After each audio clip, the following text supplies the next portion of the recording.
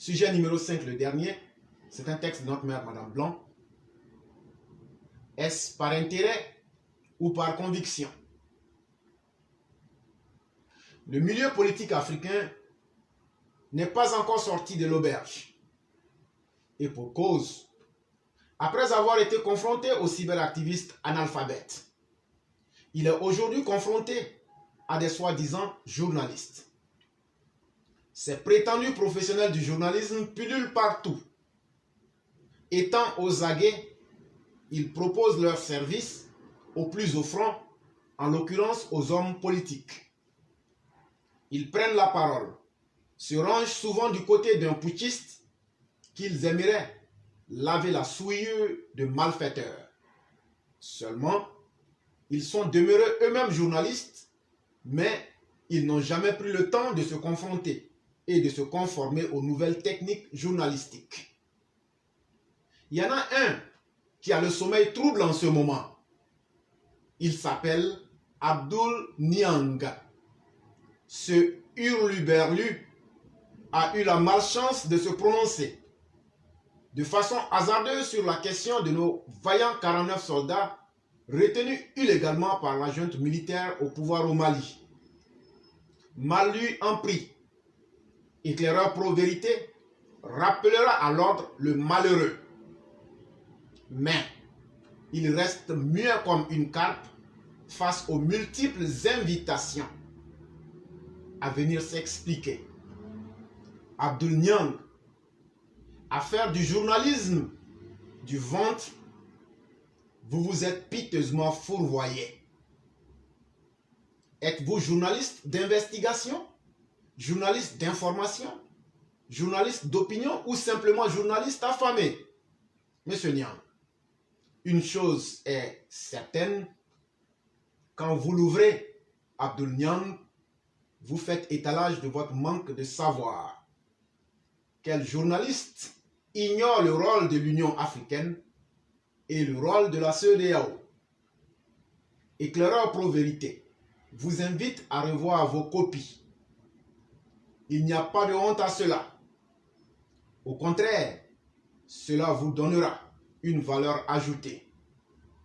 Même si ta prostitution morale, cher Abdoul Niang, à soutenir et prendre parti pour des militaires bandits est constatée. Nous espérons que votre rétribution pécuniaire est proportionnelle à la honte dont vous vous êtes vêtu. Aucune conviction que la part du gain, Abdoul Niang, la honte. Chez nous en Côte d'Ivoire, on dira simplement la honte de ça. Et mesdames et messieurs, je me suis fait fort de finir dans les temps parce que j'aurais pu être en retard aujourd'hui parce que je n'ai de cesse de traquer Abdoul Niang. Il a lancé son appel le 20. Le 20, dès que j'ai reçu, j'ai relevé le défi avec les élèves de la classe. Abdoul Niang est resté muet comme un poisson. Le 20e, il s'est caché pour faire un direct. Nous sommes allés là-bas. Et nous lui avons dit, comme tu n'auras pas le courage, Abdoul Niang, de venir, nous on est venu sur ton direct. En 30 minutes, l'individu a commencé à suer comme un crapaud et il a fui son propre direct. Hier, j'ai eu à méthodiquement démonter les incohérences d'Abdoul Niang et tout le monde en a la vidéo. Mais la raison pour laquelle j'allais être en retard aujourd'hui, c'est que je n'ai pas arrêté de traquer Abdoul Niang. Et aujourd'hui, voilà le message que j'ai eu à apporter à Abdoul Niang dans son Messenger. J'ai écrit ceci. Bonjour Abdoul Niang, je suis éclaireur pro-vérité. Depuis le 20 septembre que nous avions reçu votre défi lancé aux partisans du président Alassane Ouattara, je ne cesse de vous dire que je suis prêt à relever ce défi. Je vous ai contacté par le même canal de Facebook à travers M. Blokis, dont les copies existent depuis le 21 septembre 2022. Le 21 septembre 2022, je suis allé sur votre direct pour relever le défi lancé par vous. Vous avez fui votre propre direct avec précipitation. Le 22 septembre, j'ai mis à nu vos contradictions. Je vous attends pour le débat. Et j'ai mis les différents liens par lesquels tout ce que j'ai dit, il y a 4 liens, je les ai mis. Je suis joignable par Messenger, Éclaireur Pro Vérité bis ou Éclaireur Pro Vérité 2. Tu trouveras en face de toi, Abdou Niang, un vrai intellectuel pro Alassane Ouattara pour débattre avec toi. Et ça, c'était aux environs de 10h40 et 10h14, pardon. Et les copies de ce que j'ai dit existent. Ceux qui les ont, les élèves de la classe qui ont ces copies-là, vous pouvez les balancer pour attester de ce que je dis.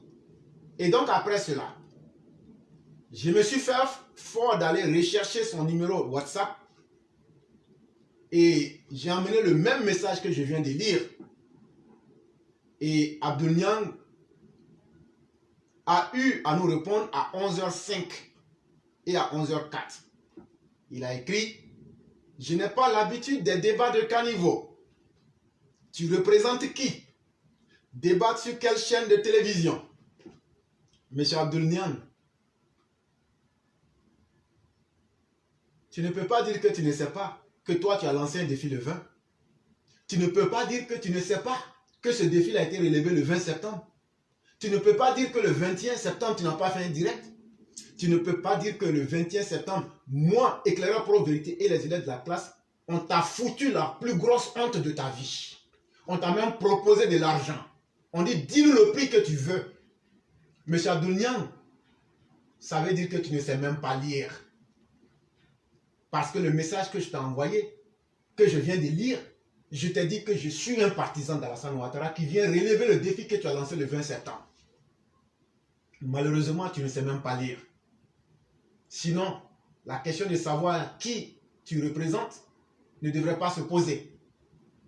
Et tu dis, débattre sur quelle chaîne de télévision? Mais Abdou Niang, quand tu as lancé ton défi, tu étais tellement fier de toi que je me disais que tu étais un homme en vrai. Abdou Niang, je t'ai dit, et je le répète, ça fait maintenant 3 jours. On t'a dit de venir dès que tu as lancé ton message, tu n'as pas pu. Pourtant, tu as suivi notre direct du 20.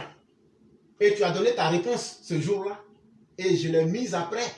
Et tout le monde peut le voir. Ça, c'était le 20. Le 21, tu as fait ton direct. Le 20, tu as dit que ce n'est pas le canal par lequel on devrait te contacter. Comme à toi, tu lances un message par Facebook. On te répond par Facebook pour te dire, on est là, viens, on va faire le débat. Tu dis que ce n'est pas le canal. Ça, c'est l'attitude des gens qui ont peur et des irresponsables. Le 21, comme tu dis que ce n'était pas le canal, on allait sur ta télé, Niang TV.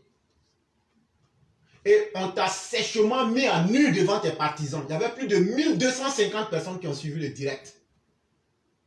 Tu ne peux pas mentir, même si tu es face, on a déjà toutes les captures d'écran. Et le courage de relever le défi que tu as lancé. Comme tu as trouvé que la meilleure méthode, quand tu as invité à venir sur notre plateforme, n'était pas la meilleure méthode, on allait sur ta plateforme, tu as fui précisément ton direct. Les images existent, tout est là sur notre page YouTube, tout le monde peut tout voir. Et même les conversations qu'on tient là, tout est là, les captures d'écran, on les met à la disposition de tout le monde. Nous, on n'a rien à cacher. Le 21, tu as fui ton direct parce que notre présence t'a complètement désorienté. Et ça, tout le monde le voit. Et tes partisans maliens l'ont vu. Le 22, j'ai complètement démonté le mensonge et ce que tu es en réalité. Tu n'as pas encore été capable de me dire que c'est faux. Et aujourd'hui, 22, quand je te contacte, sachant que tu ne peux pas m'affronter intellectuellement, sachant que tu n'as pas le courage de venir dire à la face du monde ce que tu es, tu dis non, je n'ai pas l'habitude des débats de caniveau. Il n'y a pas de problème. Tu peux dire tout ce que tu veux. Mais si tu étais vraiment sûr de toi, tu allais relever le défi que tu as lancé aux Ivoiriens partisans d'Alassane Ouattara sans te cacher derrière des mots. Et donc, Abdou Niang, toi-même, ta vie est d'abord un caniveau. Toi-même, tu es tellement indigne que même tu es pire qu'une poubelle. Et tu avais dit, chers Maliens, votre intellectuel Abdou Niang, le cyclone va venir vous expliquer ça en bambara. Il est en train de fuir devant le plus petit des partisans de Alassane Ouattara, qui s'appelle l'éclaireur pro-vérité depuis 3 jours. Abdou Niang vient de donner à vous les Maliens la plus grosse honte de votre vie. Abdou Niang que vous voyez comme un intellectuel, je viens de le décomposer comme un fruit pourri. Et aujourd'hui, il a tellement peur. Il refuse l'invitation en disant que ce n'est pas la voie. Il refuse la confrontation intellectuelle en disant que lui ne tombe pas dans les débats de caniveau. Mais Abdou Niang va reprendre mes débats et démontre une seule fois à la face du monde ce que j'ai pu dire qui ressemble à de la poubelle. Mais hier, pas plus tard que hier, j'étais décomposé complètement et j'ai décomposé tes propositions intellectuelles. Et ça s'appelle de la pourriture. Et toi-même, Abdou Niang, tu n'es qu'une pourriture qui a oublié le sens d'un véritable journaliste qui est d'informer, d'éclairer son peuple. Tu t'es mis au service des militaires bandits, des djihadistes qui sont au pouvoir à Bamako, et sache que tu es la honte de tous les Niangs de la planète Terre. Et tu as demandé débattre sur quelle chaîne télévision. Mais tu as fui sur ta propre télévision. Tu n'as pas le courage de venir chez nous. Si tu veux là, il faut aller sur ORTM. Si tu veux là, il faut aller sur RFI. Si tu veux là, il faut aller sur CBS. Si tu veux là, il faut aller sur BBC. Si tu veux là, il faut aller sur CNN. Si tu veux là, on fait ça direct. Parce que je sais que tu es là. Et cher partisan, s'il dit qu'il n'est pas là, je sais que depuis le 20, il suit très correctement. Tu entends très bien, mais tu es tellement indigne et tu fais tellement honte aux Maliens. Parce que non seulement Assimi est la honte des Maliens, mais toi, tu viens aujourd'hui d'être la honte, toi Abdou Niang, tu viens de représenter la honte de tous les intellectuels maliens et tu viens de faire la honte de tous ceux qui avaient confiance en toi. Parce que moi, éclaireur pro-vérité, on ne peut jamais me lancer un défi que je ne vais pas relever. Et depuis 2 ans, je l'ai dit ici, aucun garçon ne pourra relever les défis que je dis. Et s'il y a un garçon qui peut les relever, qu'il se présente. Abdou Niang, depuis avant-hier, je te donne une seule condition. J'ai dit, le débat il sera public, sans filtre. Voilà ma seule condition. Si tu veux là, on peut aller faire ça sur les satellites. C'est même pas télévision, hein. On va aller là, on va payer satellite, on va s'asseoir dessus. Et puis on va faire là-bas. Si tu veux là, on va aller faire ça sur Mars. Si tu veux là, on sort de l'univers pour aller dans les exoplanètes. On s'en va faire ça là-bas. Mais ça sera public. Et je vais te mettre à nu.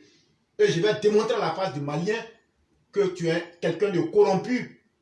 Quelqu'un qui a vendu son service aux djihadistes et aux militaires maliens pour abrutir le peuple malien. C'est de cela qu'il est question. Et celui qui te parle s'appelle éclaireur pro-vérité. Envoyez-lui le direct. Je sais qu'il est déjà là. Parce que des comme moi, éclaireur pro-vérité, quand ça te passe là-dessus, tu ne l'oublies pas. Et Abdou Niang, tu ne m'oublieras pas. Et tu sais que on a mis la plus grosse honte de ta vie sur toi. Et tu veux fuir le débat. Et chers partisans, tous ceux qui ont le message, postez sur vos pages. Pour que les Maliens puissent voir ce que je suis en train de dire et entendre ce que je suis en train de dire. Et quand je vais finir, je vais poster ça aussi sur notre page YouTube. Puisqu'actuellement, je ne peux ni commenter, ni poster. Je me ferai fort de mettre ça. Et tout ce que nous disons, toutes nos vidéos se retrouvent sur notre page YouTube en ce moment. Prenez la peine d'y passer et vous pourrez prendre ces vidéos, les poster. Nous sommes une plateforme qui est là pour la défense de la Côte d'Ivoire du docteur Alassane Ouattara. Nous ne vendons pas nos services contrairement à Abdou Niang. Et nous, on éclaire les citoyens ivoiriens et africains qui veulent la vérité, contrairement à toi Abdou Niang qui fait le commerce de la